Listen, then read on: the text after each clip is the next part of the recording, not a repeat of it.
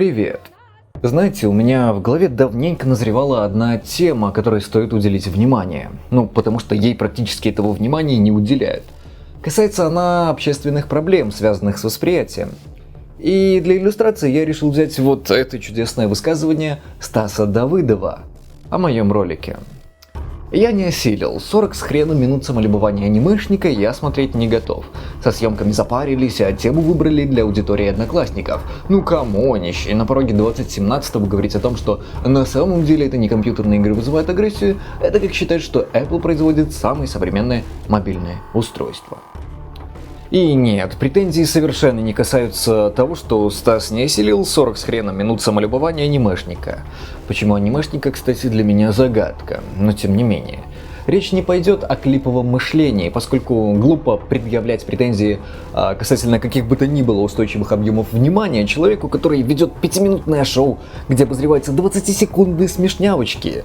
То есть там с устойчивостью внимания и так все ясно. И речь не пойдет непосредственно о обесценивании научного знания, поскольку Стас, может быть, действительно сам проводит свой досуг за чтением научных публикаций, посвященных воздействию видеоигр на общество, коих лишь цитируется в данном видео больше полусотни, и поэтому для него тема не представляет интереса. Ведь он и так все знает, он ведь читает научные публикации, вы понимаете, да? Речь пойдет об эффекте под названием «это очевидно» или «я так и знал».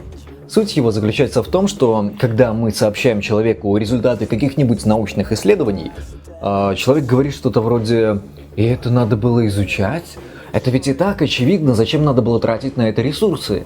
И причем таким подходом грешат не только обыватели, но и люди, которые вроде как имеют какое-то отношение к научному сообществу. Писал исследование с 7 участниками, которых поместили в ФМРТ и попросили любить кого-то как можно сильнее на протяжении 5 минут. Оказывается, основываясь на эффективности дофаминовых, серотониновых и окситоциновых путей, один человек действительно может любить сильнее, чем другой человек.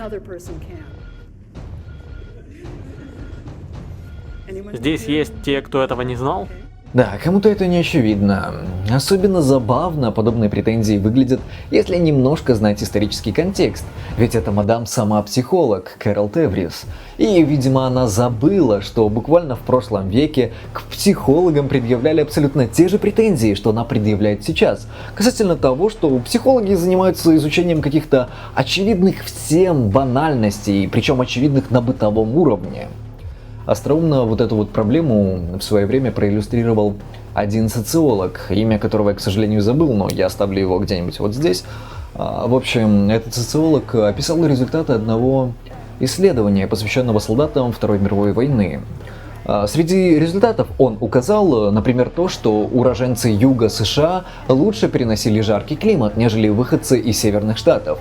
То, что чем выше уровень образования у солдата, тем труднее он адаптируется. Интеллектуалы хуже переживают стресс войны, чем те, кто был воспитан улицей. И все в таком духе. Вроде как очевидные выводы, к которым можно было бы прийти просто путем логического рассуждения, без привлечения всяких исследователей. Очевидность ведь зашкаливает, не так ли? Нет. А в действительности выводы оказались диаметрально противоположными. В этом наизабавнейшая особенность нашего восприятия. Как только нам объясняют какой-нибудь результат, мы автоматически начинаем считать его очевидным, ведь для нас цепочка ясна, причем даже если эта цепочка в корне неверна, если она не соотносится с действительностью и если она является открытой подтасовкой. Ведь на самом деле более образованные солдаты имели больше теоретических знаний и опыта, который они использовали для адаптации. Они лучше адаптировались к новым условиям. В действительности южане, которые и так постоянно находятся в жарком климате, приезжая в еще более жаркий климат, испытывают дискомфорт, он им надоел. И все в таком духе. И на самом деле это достаточно забавная вещь, которую даже высмеяли в последнем сезоне Шерлока. Сериалы, которые я ненавижу, но которые меня заставили посмотреть. Я чувствую себя морально изнасилованным, но вот вам этот момент. У вас японская татуировка на руке с именем Акако. И вы пытались ее свести. Но это значит, что я не забыл ее, а хочу забыть. Если бы так, вы бы уничтожили имя совсем. Но первая попытка не удалась, а больше вы не пытались. Значит, вы можете жить с легким воспоминанием об Акако. То есть остыли. Я думал, тут нужен какой-то особый ум, но вот теперь, когда вы все объяснили, это чертовски просто, да?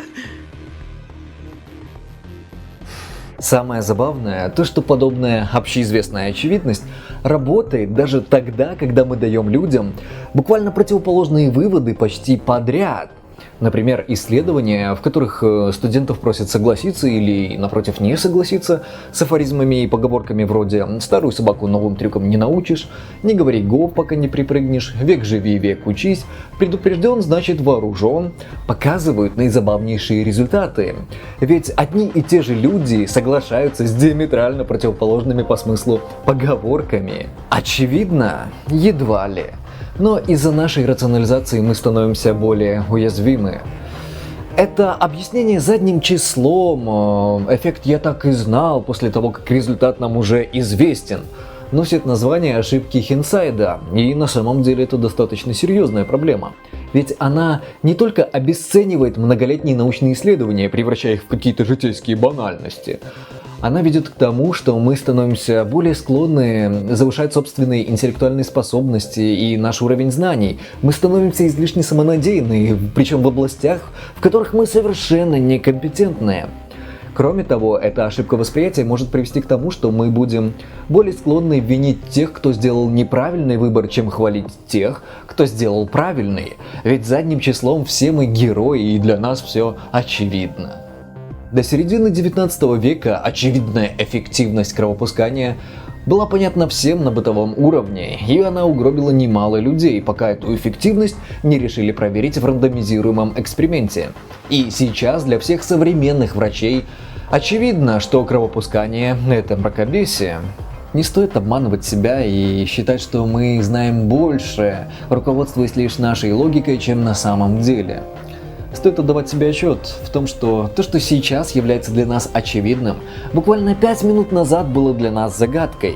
И совершенно неясно, смогли бы вы отличить реальность, отраженную в результатах научных исследований, от намеренной подтасовки, которая являлась бы для вас точно в той же степени очевидной.